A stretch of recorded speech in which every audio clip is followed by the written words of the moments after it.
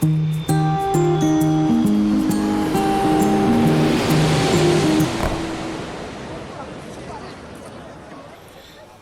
and welcome to the Paper Cup Travel Carry-On Edition. Today we are in Hope, Arkansas at the Holiday Inn Express. We have used the room already, we're just checking out. But as a quick tour,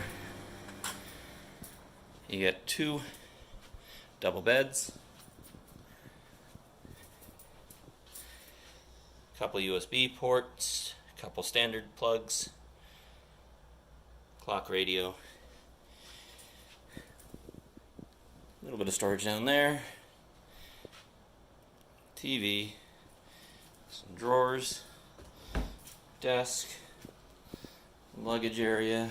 What's nice about here, comes with the iron and the safe.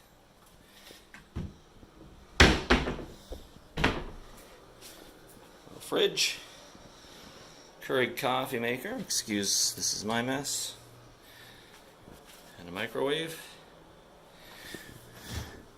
There's the fridge, and a washroom with your standard toilet and shower.